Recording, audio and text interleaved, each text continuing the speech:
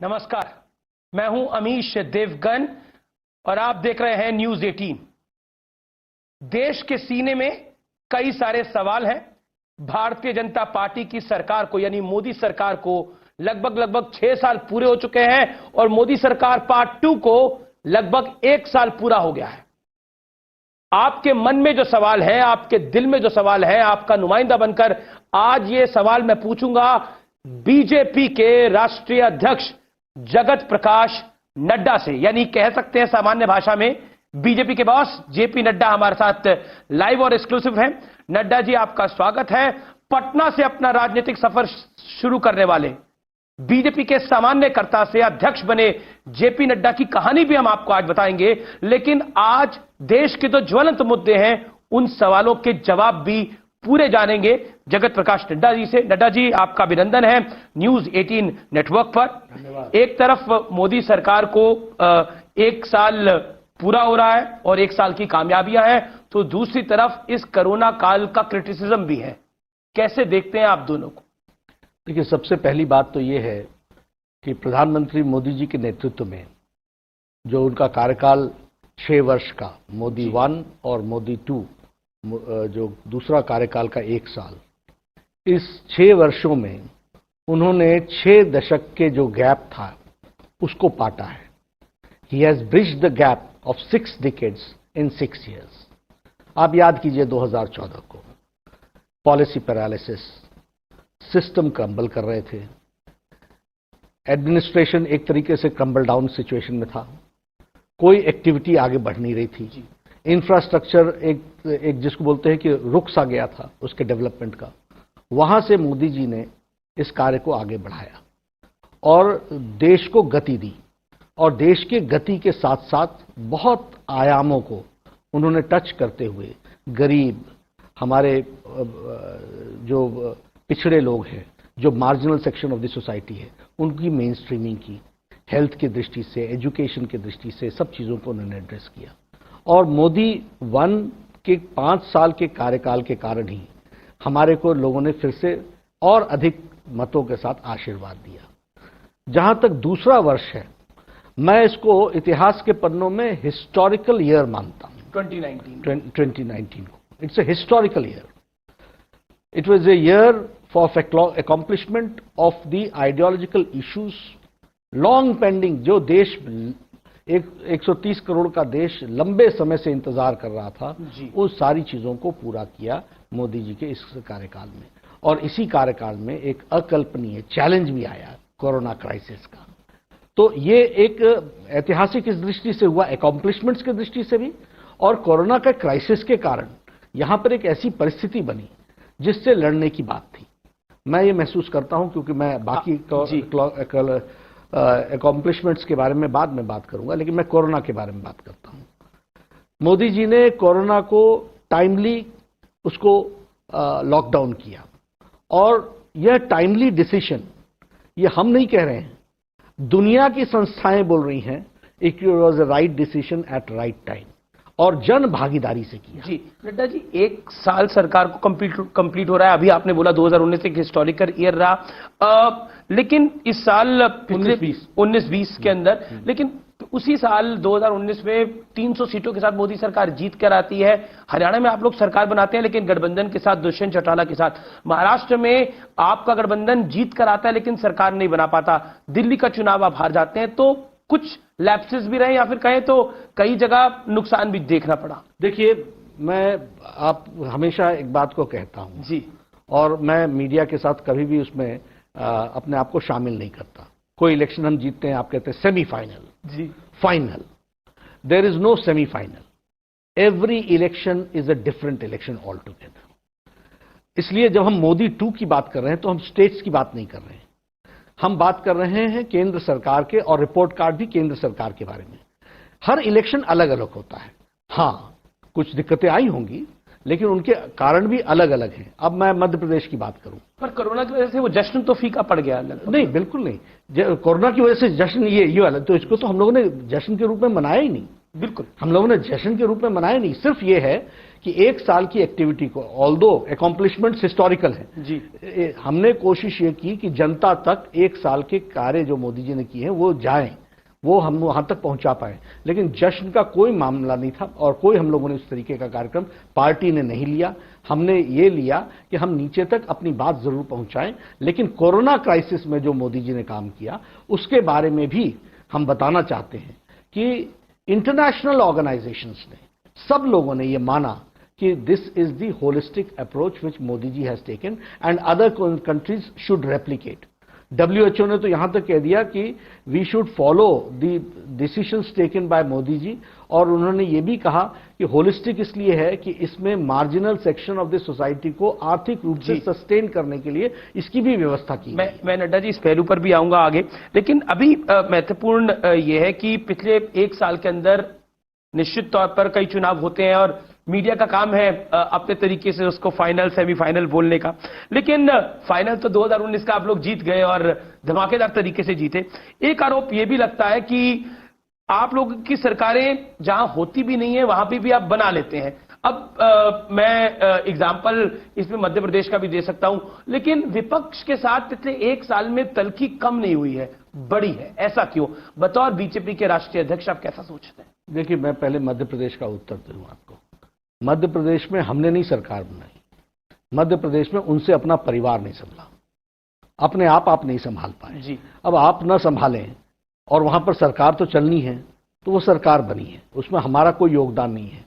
Congress party को अपने गिरबान में झांक करके देखना चाहिए, आत्मनिरीक्षण करना चाहिए, आकलन करना चाहिए और उसके माध्यम से उनको अपने रास्ते तय करने चाहिए। दूसरा जो आपने सवाल उठाया वो मैंने सवाल उठाया कि मतलब कुल मिलाकर विपक्ष के साथ तल्खी क्यों रहती है? हमारे तरफ से कभी भी कोई तल्खी नहीं रही।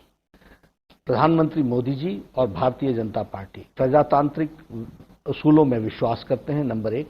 दूसरी बात, भारतीय जनता पार्टी और मोदी जी के नेतृत्व में चलने वाली सरकार जो हमारे संवैधानिक ढांचा है और विशेष करके जो फेडरलिज्म है, उस फेडरलिज्म की हम रिस्पेक्ट करके चलते हैं। आप देखिए, सर्वदलीय बैठकें होती हैं, सर्वदलीय बैठकों के साथ साथ हम कलेक्टिवली डिसीजन लेना चाहते हैं। अभी कोरोना में प्रधानमंत्री जी ने 5 बार मुख्यमंत्रियों को बुला करके बातचीत की है और सारी बातों को उनके सामने रखा है, उनके विचार भी सुने हैं। बहुत से स्टेट्स अपने अपने तरीके से उन केंद्र की गाइडलाइंस को इंटरप्रेट करते हुए भी आगे बढ़े हैं। हमने सबका सहयोग किया है। इस सारे समय में हमने कोई राजनीति नहीं की है, लेकिन हाँ, हम ये जब ये सारी तल्खी की बात आती है, तल्खी नहीं होती है। सच्चाई ये है कि ऑपोजिशन और विशेष करके कांग्रेस पार्टी बैठक में कुछ और कहती है और बाहर कुछ और कहती है। जो स्टेटमेंट मीटिंग में होती है उससे बिल्कुल विपरीत। अब जीएसटी का उदाहरण उठा के देखिए, जीएसटी में government of India has got 1 vote, it is the GST council which decides. आपने क्या क्या नाम दिए उसको, शब्दावली आपकी कैसी रही, आपने देखा जीएसटी को आपने क्या क्या नाम दिए। मैं उन शब्दों का प्रयोग नहीं करना चाहता हूं। This shows your shallowness about the issue. आपका जो सतही आपका विचार है और जो सोच है और पार्टी जिस तरीके से आप चला रहे हैं, ये आपको मुबारक हो, आप चलाएं जिस तरीके से आपको पार्टी चलानी है, लेकिन इस तरीके से देश नहीं चलता। इस तरीके कांग्रेस की समस्या है कि जब आप 370 हटाते हैं, अमित शाह पार्लियामेंट में प्रस्ताव लेकर आए, उन्होंने बोला कि सर्वदलीय बैठक नहीं बुलाई। जब आप सीए लेकर आए तो सर्वदलीय बैठक नहीं बुलाई। आखिरकार कांग्रेस को लगता है कि आप जो अपने मैनिफेस्टो में आपने लिखा उसको पहले साल में सब निपटाते चल रहे हैं, तो कांग्रेस की समस्या यह है कि आप लोग उनके साथ डिस्कस नहीं करते। ये 303 का मैंडेट भारत की जनता ने दिया है ना, 130 करोड़ जनता ने दिया है ना जी। तो हमारे को कहा है ना कि इस काम को पूरा करना है और हमने जग जाहिर करके किया है ना, हमने सबको बता करके किया है ना। इसमें डिस्कस करने के लिए क्या चीज रह गई थी? इसमें डिस्कस करने के लिए था क्या? When we have declared that we will abrogate 370, when we have declared that 35A will go, तो when we have declared that citizen amendment bill जो आज एक्ट बन गया, CAA हो गया, इसको हम इंप्लीमेंट करके देंगे। ट्रिपल तलाक हमने तय किया हुआ था कि सुप्रीम कोर्ट ने भी कहा था इसको हमको इम्प्लीमेंट करना था, हमने इम्प्लीमेंट किया। बहुत बड़ी कुरीति चली आ रही थी, उसको हमने अपने मुस्लिम बहनों को मुख्य धारा में शामिल करने में और उनका हमने सहयोग किया। बिल्कुल, शाह बानो से सायरा बानो तक हम पहुंचे हैं पिछले एक साल के अंदर। हम एक साल की बात कर रहे हैं तो एक साल में विरोध प्रदर्शनों का भी एक तरह से कहते हैं बाढ़ आ गई। ऐसा लगा कि देश के अंदर विरोध प्रदर्शन कुछ लोग करवाने के लिए बैठे हुए हैं और सिर्फ विरोध प्रदर्शन ही करवाना चाह रहे हैं देश के अंदर। सीओ को लेकर और जो बवाल हुआ, 370 तक वो बात चुप रही, राम मंदिर तक वो बात चुप रही, लेकिन सीओ को लेकर जो बवाल हुआ वो पिछले एक साल की सरकार में आपकी मोदी पार्ट 2 के अंदर वो सबसे बड़ी चुनौती भी रही। कैसे देखते हैं, क्योंकि शाहीन बाग हुआ, हमने मुंबई में भी बहुत कुछ होते हुए देखा। What is your take on that? देखिए, फर्स्ट ऑफ ऑल मैं बताना चाहता हूं कि ऑपोजिशन भी जानती है कि सीएए क्या है। सीएए सिटीजनशिप देने का विषय है, लेने का विषय नहीं है। भारत की जनता के किसी की भी सिटीजनशिप नहीं जानती है। रिस्पॉन्सिबल पार्टीज ने इररिस्पॉन्सिबल बिहेवियर किया और मिस इन्फॉर्मेशन फैलाने का प्रयास किया, और ये वो लोग करते हैं जो गेम्स ऑफ द रूल को फॉलो नहीं करना चाहते जी। ये उन्होंने फॉलो नहीं किया और उन्होंने देश से ऊपर दल रखा। हमने हमेशा दल से ऊपर देश रखा। इन्होंने इस तरीके का काम किया और मैं इतनी भी आप लोग भी नहीं समझाने में कामयाब नहीं रहे। जो वर्ग नाराज था या फिर जो वर्ग प्रदर्शन कर रहा था, वो देश के नागरिक। कुछ लोगों को तो मिस इन्फॉर्मेशन के कारण जोड़ा गया, उनको तो हम स्थान पर ले आएंगे, लेकिन कुछ लोग जो इनके लिए दल देश से बड़ा है, जिनके लिए राजनीति राष्ट्रनीति से बड़ी है, उनको तो नहीं समझा सकते। You can improve somebody's eyesight, but you can't give him a vision. You can bring the horse near the water, but you can't force him to. You have given a very good example.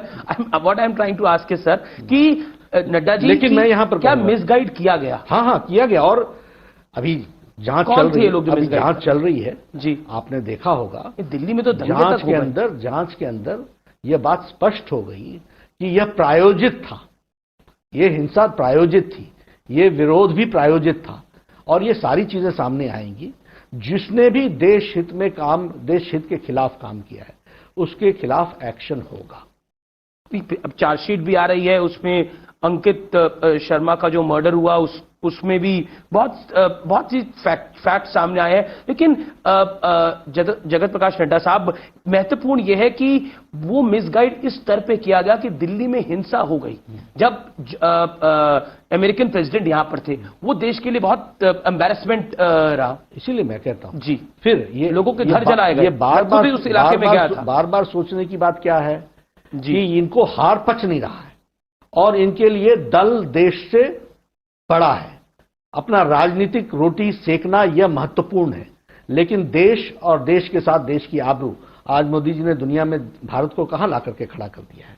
आपने भी देखा, corona crisis में सब लोगों ने भारत को एक model के तरीके से देखा है, लेकिन कुछ लोगों को इसके ये पछता नहीं है, इसकी अंडरस्टैंडिंग नहीं बनती है।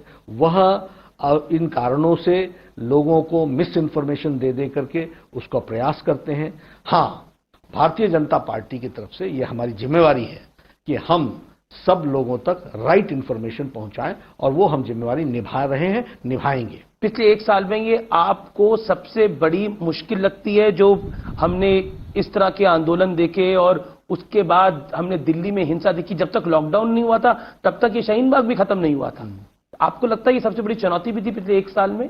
देखिए, मोदी सरकार की चुनौती नहीं, ये भारतीय जनता पार्टी की दोनों ये हमारे सामने ये घटनाएं घटी हैं जी। इन घटनाओं को जैसे भारत सरकार को देखना चाहिए, उस तरीके से हमने देखा है और उसी तरीके से इसका निवारण किया जाएगा। लेकिन भारतीय जनता पार्टी की तरफ से इसकी गहराई को हमने समझा है और इसकी जो उसको हम कहते हैं बारीकियों को भी समझा है। उन बारीकियों को ध्यान में रख करके हम अपने कैडर्स को, क्योंकि आपने बहुत बोला कि कुछ लोगों के लिए राष्ट्रहित जो है वो पीछे होता है, दलित ऊपर होता है। आम आदमी पार्टी के एक कॉर्पोरेटर ताहिर हुसैन के खिलाफ जो चार्जशीट हुई है अभी दिल्ली पुलिस ने करी है, जो इन्वेस्टिगेटिव एजेंसी है उसने करी है, उसमें उसको मास्टरमाइंड बताया गया है। और मैं खुद ताहिर हुसैन के घर पे गया था, जहां पे पेट्रोल बम से लेकर पता नहीं क्या क्या था। मैंने ग्राउंड रिपोर्ट उस पर करी थी, सबसे पहले न्यूज 18 ने ही उस पर खुलासा करा था।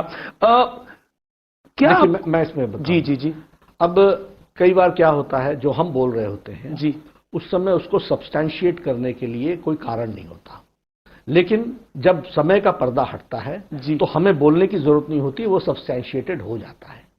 सारे दिल्ली चुनाव में मैं कहता रहा और हमारी पार्टी कहती रही कि वोट बैंक की राजनीति की जा रही है।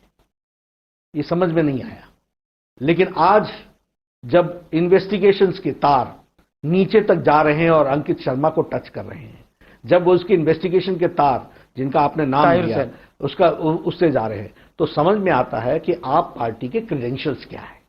आप पार्टी के हाथी के दांत दिखाने के और है और खाने के और है। और यही मैं उस समय कहता था। तो कोई बात नहीं, democracy is a learning process. Very rightly तो दिल्ली के लोग भी उस समय जनवरी में नहीं समझ पाए, लेकिन अप्रैल महीने तक आते आते और मई महीने तक आते आते तो समझ गए। मैं भी बतौर जर्नलिस्ट, मेरे लिए भी देश पहले और बाकी सब चीजें बाद में है।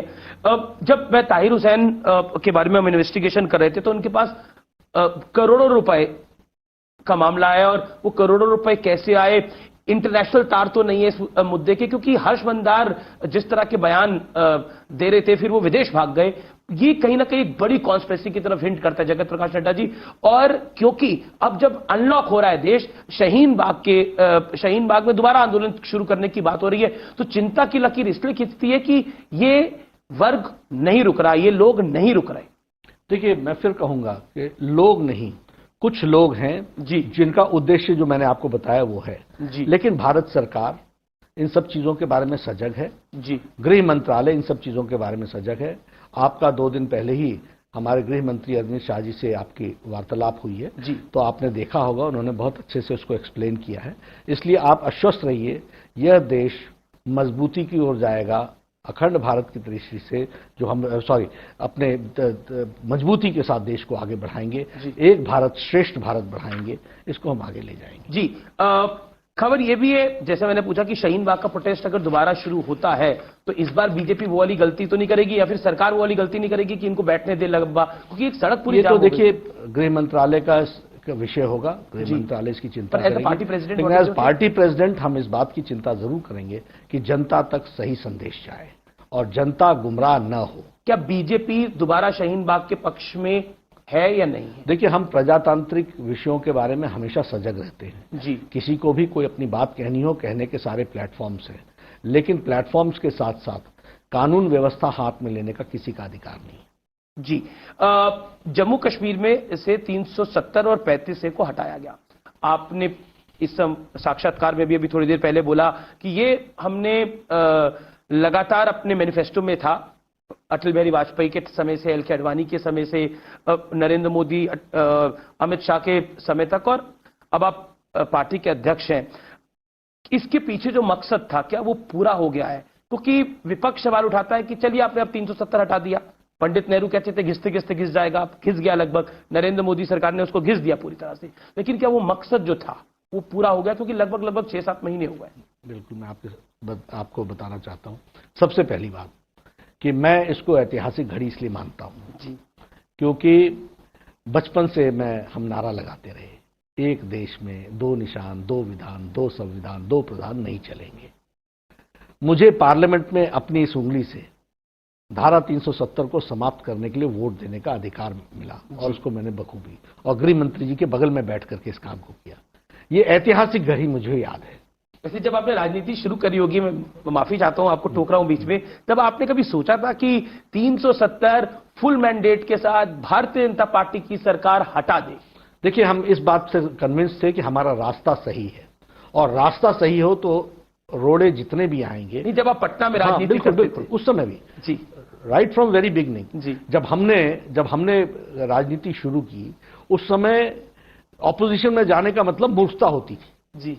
लेकिन उस समय आइडियोलॉजिकली कमिटमेंट के साथ हम आगे बढ़े और हमने कहा कि हमारा रास्ता सही है, जितने भी रास्ते में रुकावटें आएंगी सब दूर होंगी और हम सफल होंगे। वो सफलता का दिन भी हमने देखा। तो इसलिए मैं तो बड़ा खुश हुआ। लेकिन जहां तक आपने बात की मकसद पूरा मकसद पूरा हुआ। देखिए, जम्मू कश्मीर में भारत सरकार के 106 कानून लागू नहीं होते थे, यहां तक कि प्रिवेंशन ऑफ करप्शन एक्ट भी लागू नहीं होता था, यहां तक कि पॉक्सो भी लागू नहीं होता था, prevention of children against sexual abuse. उसी तरीके से वहां पर वुमेन को भी राइट नहीं मिलता था, उसी तरीके से वहां मुस्लिम भाई हमारे जो गुजर हैं, बकरवाल हैं, उनको राजनीतिक रिजर्वेशन नहीं थी। उसी तरीके से हमारे जो पाकिस्तान से, वेस्ट पाकिस्तान से आए हुए लोग थे और बस गए थे, उनको वोटिंग राइट नहीं था, उनको डोमिसाइल सर्टिफिकेट नहीं मिलता था। उसी तरीके से जो हमारे वाल्मीकि भाई थे, वो सिर्फ सफाई कर्मचारी की नौकरी कर सकते थे, उनका बेटा कोई जज नहीं बन सकता था, कोई इंजीनियर नहीं बन सकता था, वो सिर्फ सफाई कर्मचारी ही बन सकता था। ये परिस्थिति थी। आज उन सब चीजों से उनको निजात मिल गई है। जम्मू कश्मीर की और कश्मीर की महिलाओं को प्रॉपर्टी में बराबर का अधिकार, अगर वो स्टेट से बाहर भी किसी से शादी करते हैं तब भी उनका प्रॉपर्टी का अधिकार बरकरार रहेगा। भारत के कानून अक्षरशः लेटर और स्पिरिट में लागू हुए। वहां के पंचायत के प्रधानों को पैसा नहीं मिलता था। ये हमारे राजीव गांधी जी ने 74th अमेंडमेंट बिल लेकर के आए और पंचायत के पैसे को सीधे पहुंचाने का प्रयास किया। उनकी ही सरकार रही, गुलाम नबी आजाद वहां चीफ मिनिस्टर रहे, वो नहीं कर सके। आप मोदी जी ने अब भारत का पैसा सीधे श्रीनगर के ट्रेजरी में नहीं जाता, सीधे पंचायत को जाता है। ये डेवलपमेंट का, और वहां के पंचायत के प्रधान अब महसूस कर रहे हैं कि डेवलपमेंट नाम का क्या डेवलपमेंट होता क्या है। उसी तरीके से लद्दाख इतने सालों से इग्नोर्ड था, जम्मू के कुछ एरियाज इतने सालों से इग्नोर्ड थे। Now they have been mainstreamed, वो मेन स्ट्रीमिंग में आ गए हैं, वो मुख्य धारा में आए हैं और भारत के साथ उनका, जिसको हम कहते हैं कि मेन स्ट्रीमिंग हुई है, भारत के सारे कानून वहां लागू हो रहे हैं। अब इसीलिए जम्मू कश्मीर बैंक की इंक्वायरी शुरू हो गई है और उस इंक्वायरी में आपको पता चलेगा कि कौन कौन लोग क्या क्या करते रहे, काफी नाम सामने भी इतने सालों में क्या करते रहे। तो यह एक तरीके से जम्मू कश्मीर का जिन मुद्दों को लेकर के हम लोगों ने बात की थी वो 100% पूरी हुई है। मैं टेररिज्म को लेकर बात करना चाहता हूं। टेररिज्म को लेकर एक विजन है भारतीय जनता पार्टी का कि जम्मू कश्मीर से टेररिज्म को इवेट करना पूरे देश का ही है, इसमें कोई दोराई नहीं है। लेकिन वो समस्या क्या हल हुई है? क्योंकि अभी भी हम कई टेररिस्ट एक्टिविटीज को देखते हैं उधर। हाल ही में पुलवामा 2 हमारे सैनिकों ने बचाया है उधर होते होते। उस लिहाज से मैं पूछ, देखिए जनता की तो मेन स्ट्रीमिंग हो रही है जी, लेकिन हाँ, कोई बॉर्डर के उस पार से टेररिस्ट एक्टिविटी की एक्टिविटी हमेशा चली हुई है, वो आपको पता है। लेकिन भारत सक्षम है इन सारी चीजों को निपटने के लिए। मोदी जी के नेतृत्व में हम लोगों ने क्लियर कट संदेश भी दिया है और पाकिस्तान भी जानता है और ये टेररिज्म वहां समाप्त होकर रहेगा। दिल्ली में एक लॉबी है, मैं कहूं पूरे देश में एक लॉबी है, जो मोदी सरकार कुछ कर दे उसका वो विरोध करती है।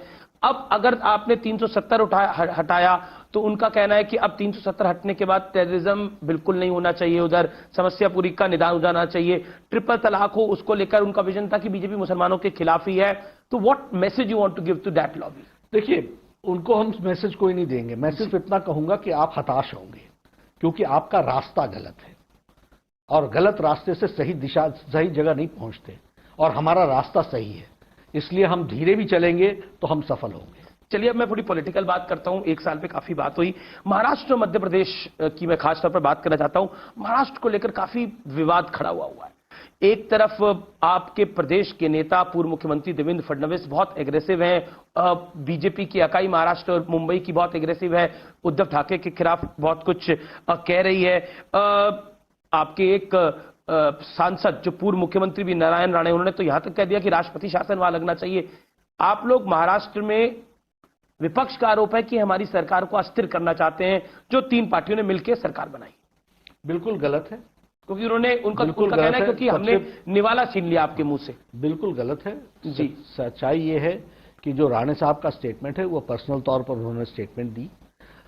गृह मंत्री जी ने भी उसको खंडन किया है, हमने भी उसका खंडन किया है। वो उनकी व्यक्तिगत राय हो सकती है, पार्टी की ऐसी कोई राय नहीं जी। हमने कोरोना के टाइम पर भी जिम्मेदारी से सिर्फ महाराष्ट्र सरकार को समय समय पर आगाह किया है कि जो रास्ता आप कोरोना को डील करने के लिए ले रहे हैं और जिस तरीके से आपका एडमिनिस्ट्रेशन काम कर रहा है उसको दुरुस्त होना चाहिए, उसको और मजबूती से काम करना चाहिए। भारत सरकार से कोई मदद की आवश्यकता है तो आप बताइए, लेकिन हमने उनके सिस्टम को कहीं डिस्टर्ब करने का प्रयास मैं सवाल बहुत सीधा पूछ रहा हूं, बिल्कुल जलेबी की तरह नहीं इसको घुमा रहा। महाराष्ट्र में क्या मध्य प्रदेश का नाटक हो सकता है? विपक्ष को ये डर है। नहीं, उनको डर रखने की कोई जरूरत नहीं है जी। लेकिन हां, मैं फिर बताता हूं, मध्य प्रदेश में उनसे अपना घर नहीं संभला जी। तो ये वो ध्यान मैं अब मैं कांग्रेस के बड़े नेता हैं राहुल गांधी, वो कहते हैं कि महाराष्ट्र में हम सरकार में जरूर शामिल हैं, लेकिन फैसलों में हमारी प्रमुख भागीदारी नहीं है। आप मुझसे पंजाब पे पूछिए, राजस्थान पे पूछिए, छत्तीसगढ़ पे पूछिए, ये एक प्रेस वार्ता में उन्होंने बोला। तो इसीलिए जो बतौर पत्रकार हमारा शक है वो बढ़ जाता है कि कुछ तो गड़बड़ है वहां पर। देखिए, राहुल जी की राजनीति के बारे में अंडरस्टैंडिंग क्या है ये आप जानते हैं जी। उनके बयानों को कितना आप समझ सकते हैं, उसकी गहराई में जाने का। कांग्रेस पार्टी कभी भी किसी भी दल के साथ जब सरकार बनाती है जी। तो उसका इतिहास ये है कि वह धोखा देती है, वह हमेशा उसमें दिक्कत पैदा करती है। ये उनका मामला है, ये वो जाने। लेकिन हाँ, इतिहास इस बात का गवाह है कि they never see to it that any alliance government should be comfortable. देखिए, जब मेरा ये सवाल आपसे इसलिए है क्योंकि मध्य प्रदेश के अंदर जब आप अध्यक्ष बने उसके बाद जिस तरह से कांग्रेस की वहां पे सरकार गई, ऐसा आरोप लगाया जाता है कि बीजेपी ने उस सरकार को अस्थिर कर दिया, ज्योतिरादित्य सिंधिया को अपने कैंप में ले लिया और पूरा खेल रच दिया। अब आप हमें बताइए कि क्या हानि का है ये राजनीति में। आप बताइए, ये हमारे लिए संभव है कि हम किसी को पकड़ करके ले आकर के बैठा दें? जी। ये कभी संभव हुआ है?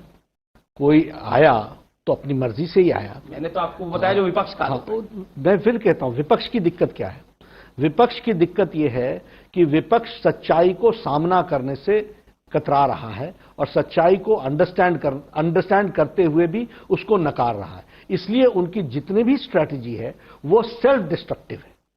That they should understand. मैं विपक्ष में रहा हुआ हूं, लंबे समय में लंबा जीवन हमारा विपक्ष में ही गुजरा है। सबसे पहली बात ये होती है कि self control, right approach, developing the credibility. विपक्ष अपनी क्रेडिबिलिटी नहीं बना पा रहा है। पर सिंधिया साहब का टूट जाना और मतलब जो कि राहुल गांधी के बहुत करीबी थे और भारतीय जनता पार्टी में शामिल हो जाना, तो कहीं ना कहीं तो कांग्रेस परेशान होगी। मतलब उनका सिंधिया को आपने छीन लिया। नहीं, ठीक है, उनको परेशान होना समस्या आती है, किसी के भी घर में आती है। आत्मचिंतन करना है ना, दूसरे को दोष देकर के क्या होगा? अमित शाह ने हमारी मेरे घर से कोई चीज ले जाए जी तो मैं उसको दोष दूं, ये क्यों नहीं ध्यान रखा कि हमारा घर ठीक रहना चाहिए था? It is our responsibility. Throwing the responsibility on others doesn't work. और फैक्चुअल चीजों को एक्सेप्ट करना ये तो जिम्मेवारी होगी। मैं कहता हूं कि विपक्ष की दिक्कत क्या है कि विपक्ष ने अपनी जिम्मेवारी को न निभाते हुए सतही तौर पर काम करते हुए अपनी क्रेडिबिलिटी लूज की है। क्रेडिबिलिटी के साथ साथ उनकी जितनी स्ट्रैटेजीज हैं वो सेल्फ डिस्ट्रक्टिव है जी।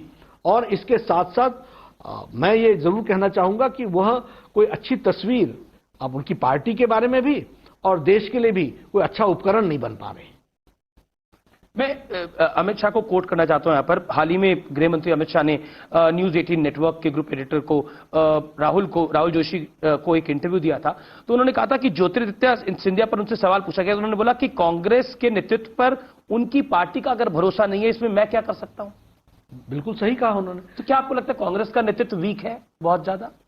अब देखिए, मैं तो सिर्फ इतना ही कहूंगा कि जो लीडरशिप है उसकी अंडरस्टैंडिंग अबाउट द सिचुएशन जी, उस अंडरस्टैंडिंग के साथ नैरेटिव तय करना, स्ट्रैटेजी तय करना और सही रास्ते से ऑपोजिशन करना, इसके लिए मन बनाना पड़ता है। ये मन नहीं है उनका, वो शॉर्टकट मेथड्स इस्तेमाल करते हैं और उसके कारण उनकी क्रेडिबिलिटी घट रही है, उनके बारे में लोगों की अंडरस्टैंडिंग घट रही है।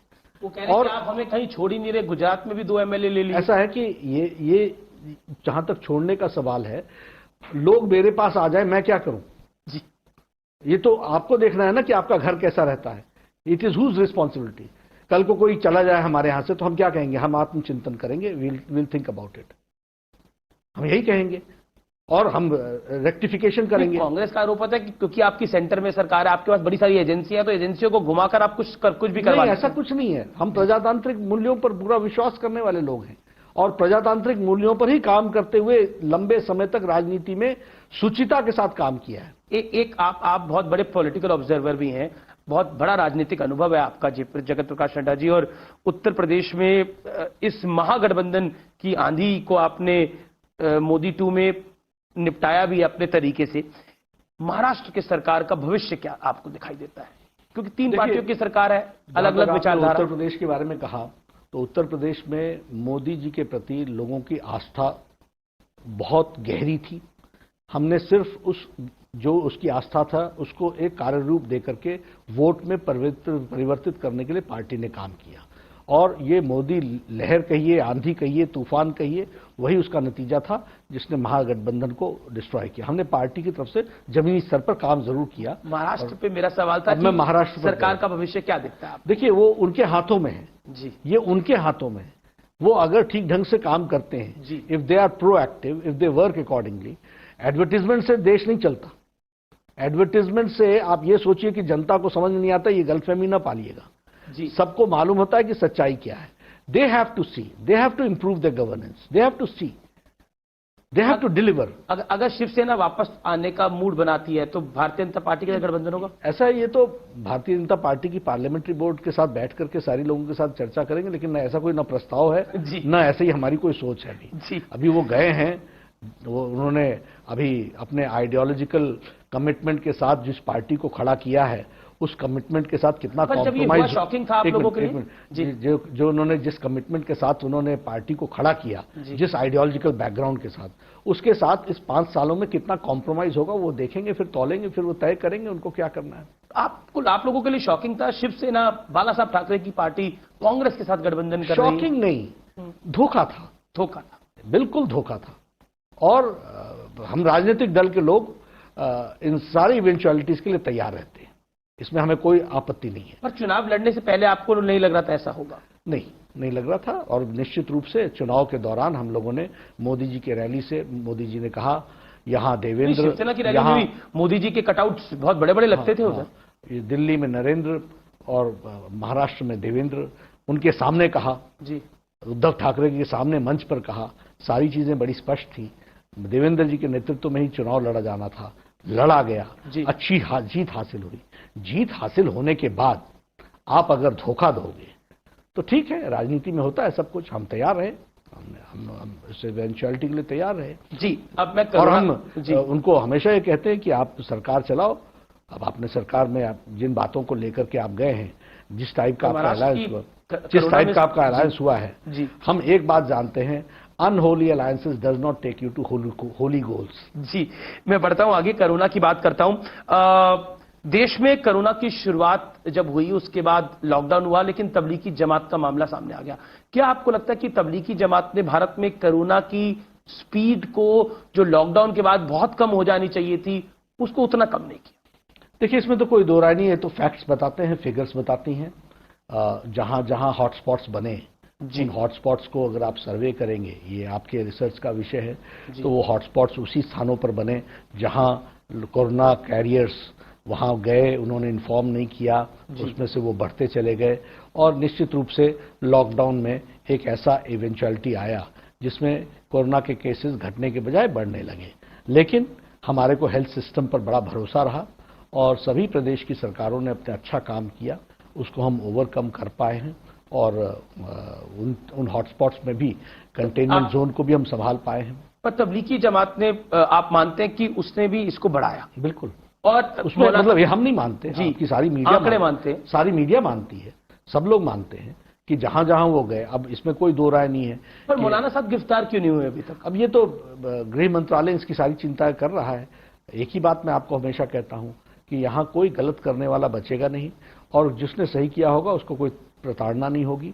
और जुडिशियरी भी यहाँ की इंडिपेंडेंट है, इसलिए जुडिशियरी भी पूरा अपना स्टैंड लेकर के चलेगी और भारत की सरकार पारदर्शिता के साथ काम कर रही है। राम मंदिर का डिसीजन आया, उसके बाद जैसे former chief justice Ranjan Gogoi को राज्यसभा भेजा गया, मनोनीत करके भेजा गया, उसके ऊपर कांग्रेस ने बहुत सारे सवाल खड़ा कर दिए। क्योंकि आपने जुडिशरी की बात करी तो इसलिए मैं सवाल ये हमेशा खड़ा करते रहेंगे, लेकिन 5 जजेस का बेंच जी सर्वसम्मति से अपना फैसला देता है, विद आर्ग्यूमेंट्स देता है जी। ये फैसला ऐसा नहीं है जिसमें आर्ग्यूमेंट्स नहीं हुए, सारे आर्ग्यूमेंट्स रखते हुए।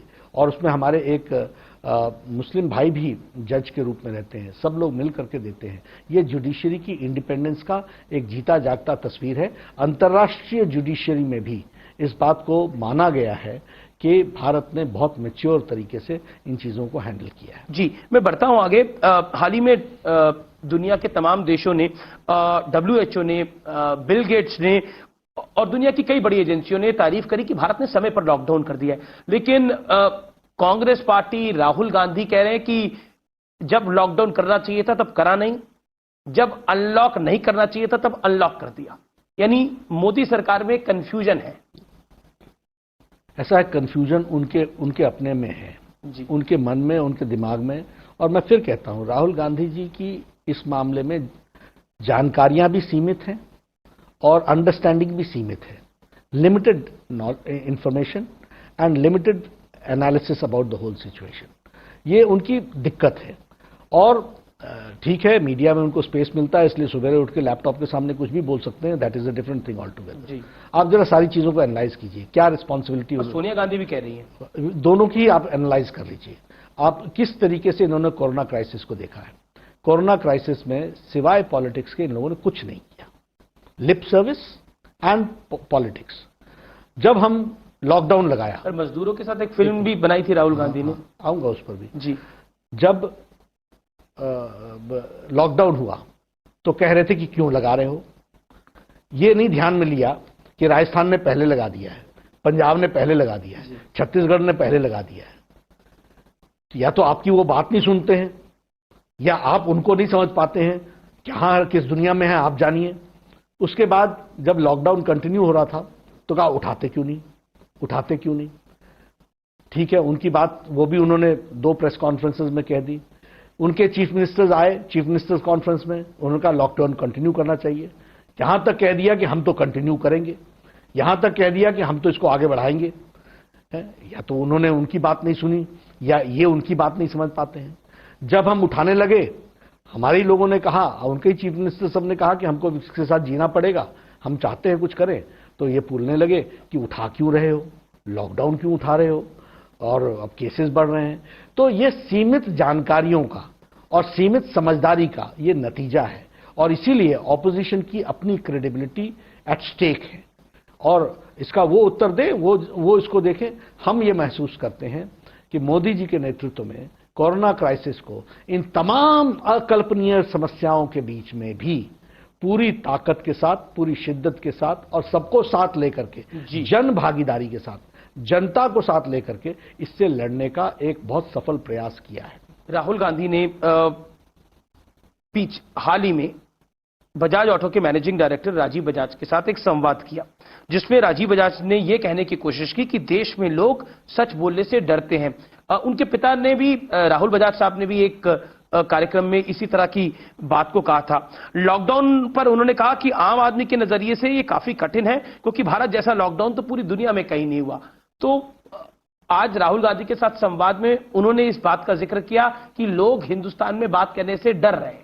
ये बिल्कुल बेबुनियाद है। इन लोग सच बोलने से डर रहे हैं। हाँ, बिल्कुल गलत बात है।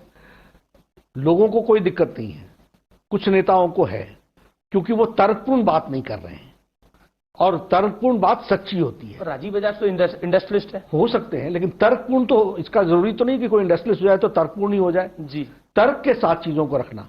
अब आप ही देखिए, इंटरनेशनल स्टैंडर्ड्स में जब हम कोरोना क्राइसिस को डील करते हैं, बड़े बड़े महाशक्तिशाली देश अपने आप को लाचार महसूस करते हैं, और भारत 142 करोड़ का देश में से 3 लाख से ज्यादा लोग मारे गए, जो ये 15 देश हैं, और 137 करोड़ का देश।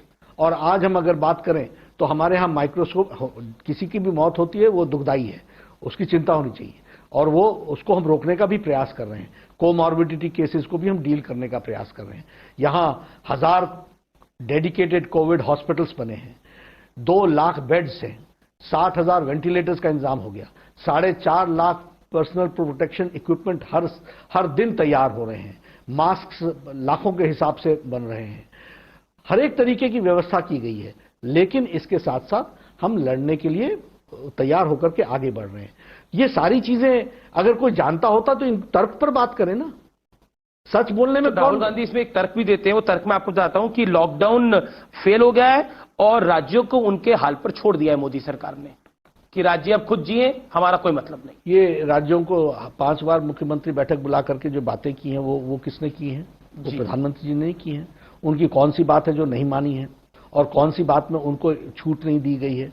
और सब लोगों ने कहा, बैठक में कहा कि हमें अपना नाउ वी विल डिसाइड, आप जनरल गाइडलाइंस दे दीजिए, वी विल डिसाइड अनलॉक हमने कैसे करना है। तो ये दिया है, लेकिन इसके लिए पढ़ना पड़ता है। राहुल गांधी जी को पढ़ना पड़ेगा।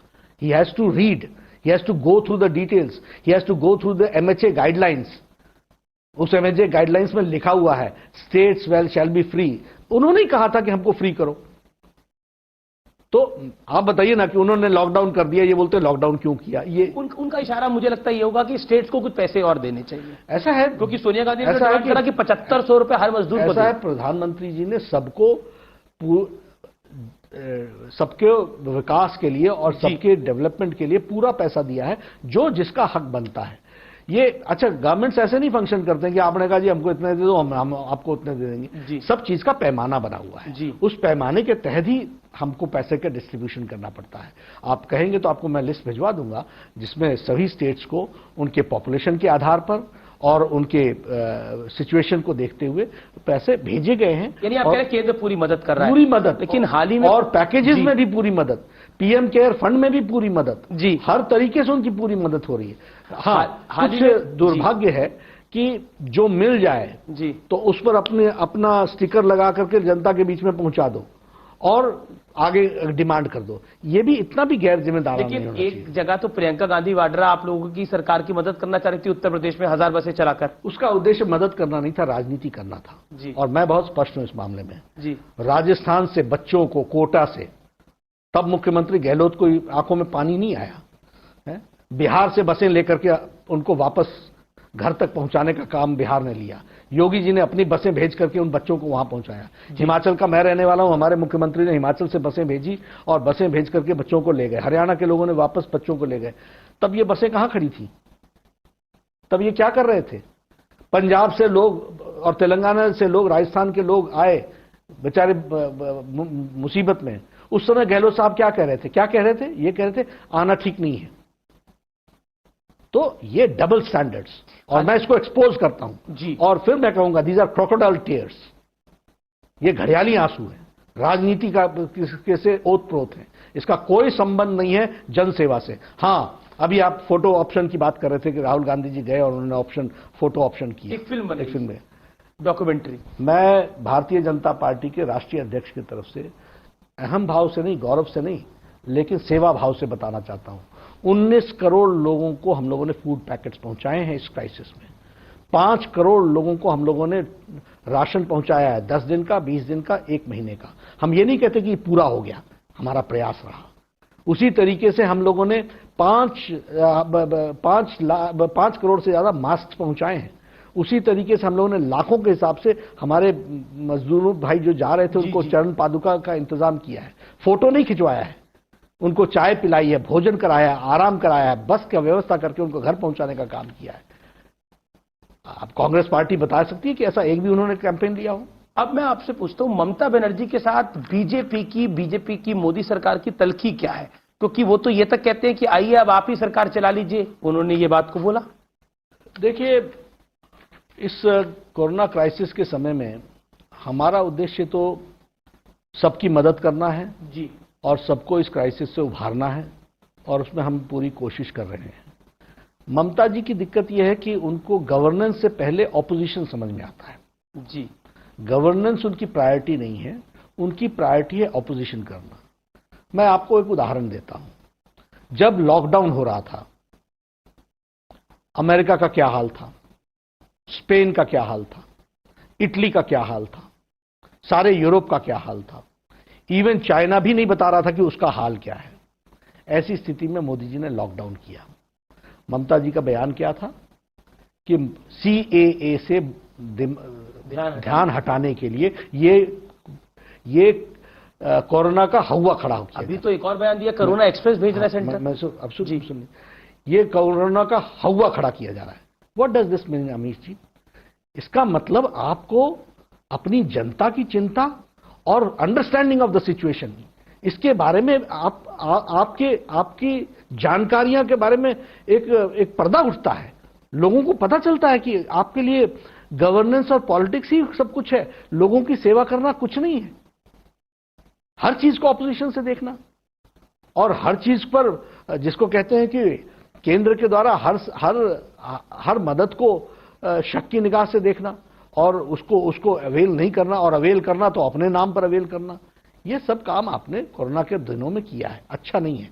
हम आज भी आपकी पूरी मदद करेंगे, जो भी मदद चाहिए वो हम देंगे, और हम देंगे मतलब मोदी जी देंगे। मैं पॉलिटिकल बात करता हूं, क्योंकि कोरोना पे हमने काफी बात करी। बीजेपी के आप एक कार्यकर्ता से अध्यक्ष बने, इस साल आपके 2 बड़े मिशन रहेंगे, यानी आने वाले साल के अंदर 2 बड़े मिशन रहेंगे, एक बिहार और दूसरा बंगाल। बंगाल की लड़ाई क्या बहुत बड़ी है बीजेपी के लिए, क्योंकि आपके बहुत सारे सांसद भी वहां पर चुनकर आए हैं, और ममता बनर्जी बहुत गुस्सा भी कर जाती हैं, बहुत एग्रेसिव भी हो जाती है बीजेपी को लेकर।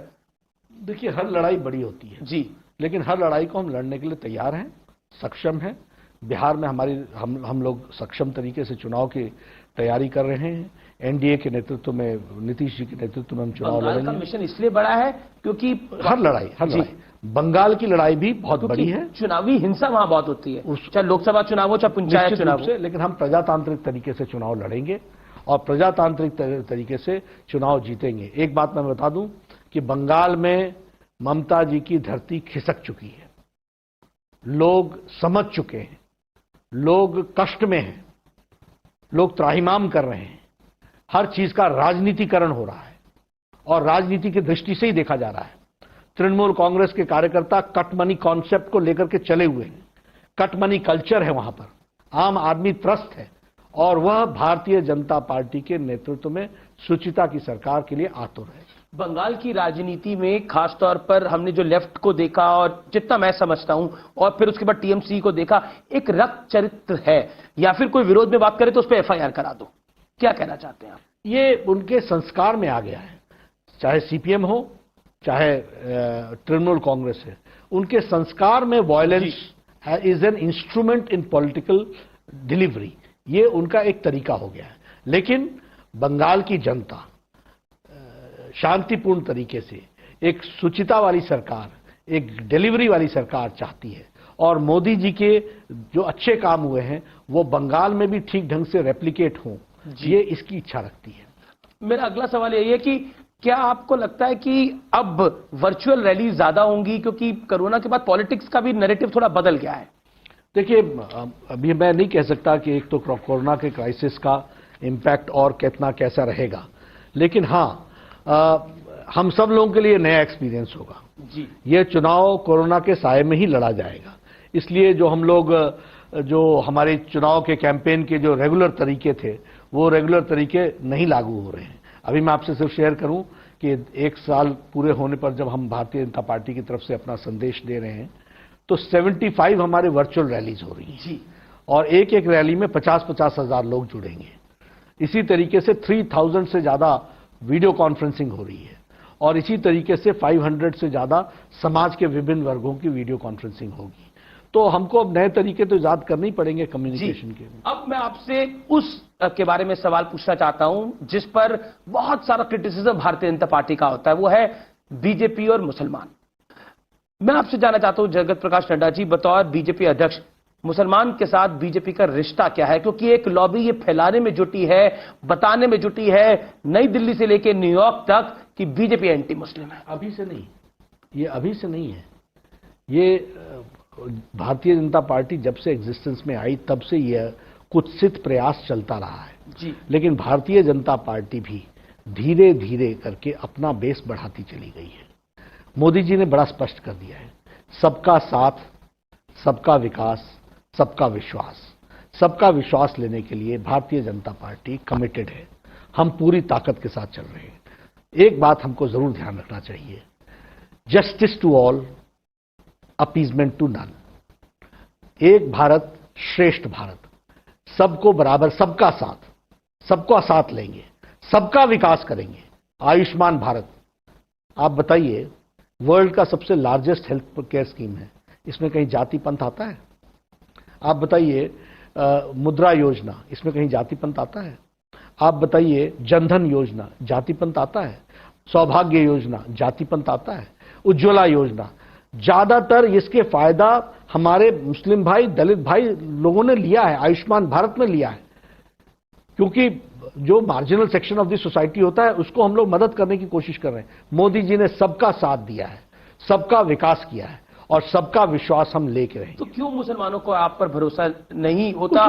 क्योंकि कई बार आपने देखा कि किस तरह के आंदोलन हुए, किस तरह का माहौल बनाया गया। कुछ लोग इस प्रयास में लगे हैं जी, कुछ लोग इस प्रयास में लगे हैं, वो वोट बैंक की राजनीति करते हैं। हम वोट बैंक की राजनीति नहीं करते हैं, लेकिन हाँ, हम जिस रास्ते पर चले हैं थोड़ी देरी हो सकती है, लेकिन रास्ता हमारा ही सफल होगा। असदुद्दीन ओवैसी के छोटे भाई कहते हैं कि ये तो अभी मोदी सरकार आई है, मुगल काल से तो हम ही थे।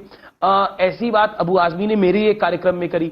मैं आपसे ये जानना चाहता हूं कि आखिरकार ये जो ऑब्सेशन कुछ लोगों का है मुगल काल के साथ, ऑब्सेशन नहीं है जी, ये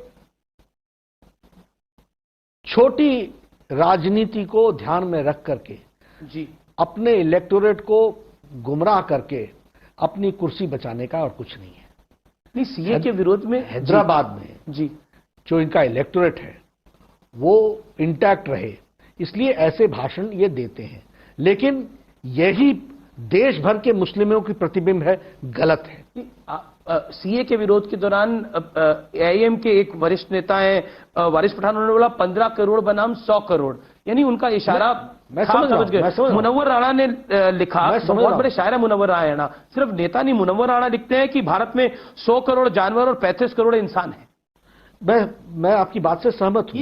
ये सिर्फ नेता नहीं है, ये एक लॉबी भी है जो लगातार ये नैरेटिव को चलाती है, पूरे देश में चलाती है। ये बिल्कुल चलाती है और दुनिया तक ले और नहीं, अंतर्राष्ट्रीय तरफ से भी में भी पहुंचाने का इसको प्रयास करते हैं। लेकिन मैं फिर कहना चाहता हूं, हमारा रास्ता सच्चा है और हम ये भी मानते हैं कि इस तरह की स्टेटमेंट देकर के आप कुछ लोगों को तो गुमराह कर सकते हो।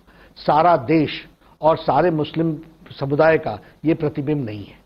This is not the image, और ये सबकी सोच नहीं है।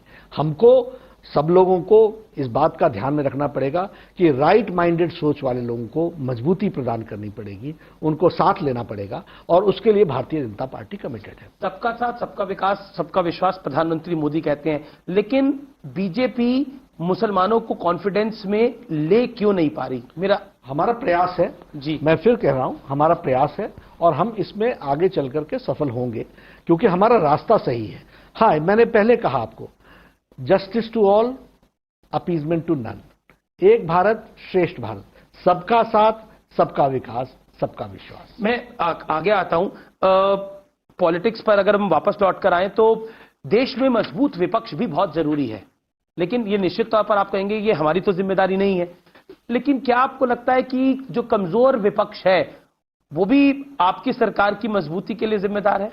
नहीं, देखिए, जहां तक मोदी जी का सवाल है, मोदी जी किसी के कमजोरी पर बने हैं ये नहीं है।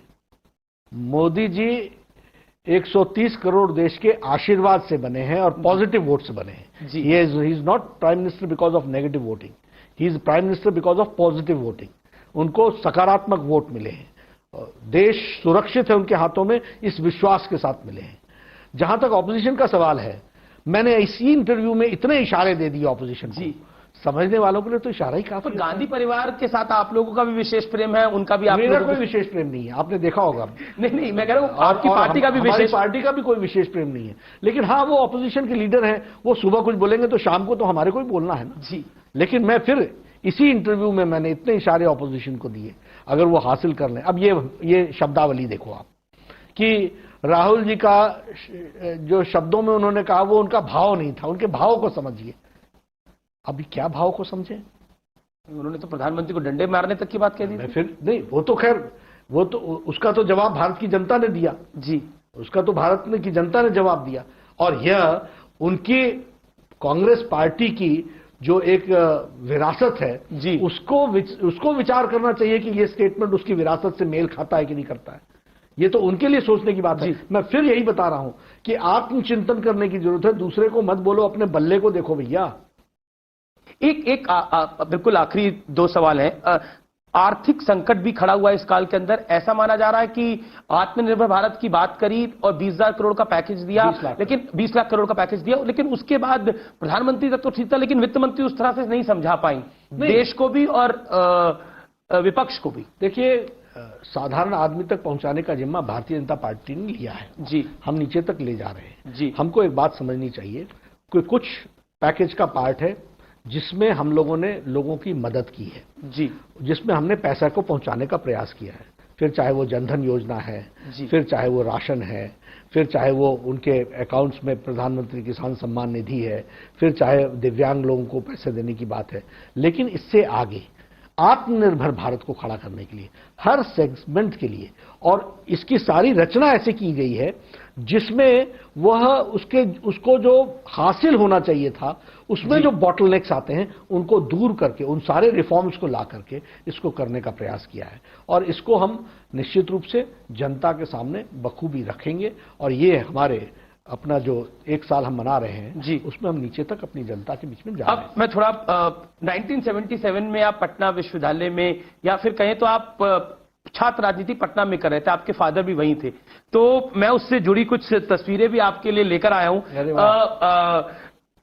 अगर आप देख पाए ये 4 तस्वीरें हैं जी ये तस्वीर है 1978 की अखिल भारतीय विद्यार्थी परिषद का मैं विद्यार्थी था और जयप्रकाश नारायण जी को हम लोगों ने एक कार्यक्रम में इनवाइट किया था एक हम यात्रा निकाल रहे थे वो यात्रा थी एजुकेशनल चेंज के बारे में एक जगह जगह पर डिस्कोर्सेज हों उसकी चिंता करने के लिए ये कहानी है आपके कार्यकर्ता से अध्यक्ष बनने की क्योंकि एक तस्वीर में आप एबीवीपी में है दूसरी में आप युवा मोर्चा में उस तस्वीर में तो मुझे प्रमोद महाजन विजय गोयल रविशंकर प्रसाद मुख्तार अब्बास नकवी सब दिख रहे हैं ये तब था जब मैं युवा मोर्चा का अध्यक्ष बना जी और मैं बड़ा अपने आप को खुशनसीब समझता हूं कि मुझे भारतीय जनता पार्टी में युवा काल से लेकर के आज तक हर जगह पर काम करने का मौका मिला और हर जिसको हम कहें कि हर स्तर पे काम करने का मौका मिला कि ये राष्ट्रीय संघर्ष मोर्चा बनाया था जी 1987 की तस्वीर है तो और आखिरी तस्वीर जो है वो आपकी और अमित शाह जी की साथ में है जिसमें मुझे लगता है कि आप अध्यक्ष का कार्यभार ले रहे हैं जी तो वो कैसा पल था निश्चित रूप से मैं ये मानूंगा कि कार्यकर्ता से शीर्ष पद था खुशी का पल तो था ही जी लेकिन जिम्मेवारी का भी बोध था एक बात और दूसरी बात कि